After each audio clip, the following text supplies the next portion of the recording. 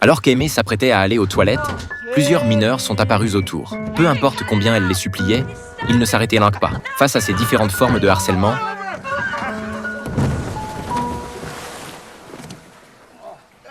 les employés choisissaient souvent d'étouffer l'affaire pour avoir la paix.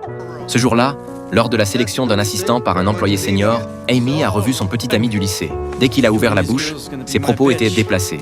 Il a aussi reconnu Aimée. Elle ne voulait pas lui faire face, mais il était tenace et vulgaire. Lui et ses collègues tenaient un tuyau d'arrosage pour nettoyer le sol, un geste qui devenait obscène dans sa bouche. Les murs étaient aussi couverts de mots offensants. Aimée a rapporté la situation à son responsable, mais il a estimé qu'elle en faisait toute une histoire, et l'a même menacé de la virer si elle continuait ainsi. Elle comptait porter plainte auprès de la direction, mais son ami l'en a dissuadé. Ils avaient tous besoin de ce travail. Faire un scandale ne profiterait à personne.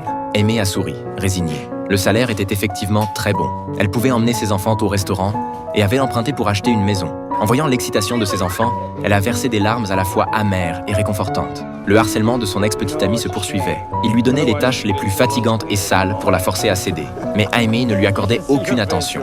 Après plusieurs échecs, l'homme a perdu patience. Persuadé que s'il ne pouvait pas la voir, il la détruirait. Il a choisi le moyen le moins coûteux. Ce jour-là, Aimée et sa fille sont venues assister au match de hockey sur glace de son fils. Sa meilleure amie et sa famille, ses parents avec qui les relations étaient tendues, et l'avocat que son ami voulait lui présenter, étaient tous là. Soudain, l'apparition d'une femme a tout brisé. Elle s'est mise à insulter Aimée, l'accusant de draguer son mari. Ses paroles étaient très blessantes, lui ordonnant de rester loin de Bobby, l'ex-petite amie d'Aimée. Ne pouvant pas avoir Aimée, il avait choisi de répandre des rumeurs salaces. Selon lui, Aimée était une traînée qui le draguait. Cela a fait perdre la face au fils d'Aimée.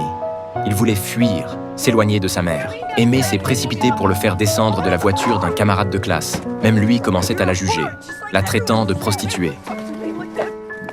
Son ami l'a alors réprimandée. Les regards des gens autour étaient moites comme de lourdes chaînes, rendant Josie incapable de se défendre. Non pas parce qu'elle se sentait fautive, mais parce que dans cette tempête d'opinion instantanée, il n'y avait pas de place pour une voix rationnelle.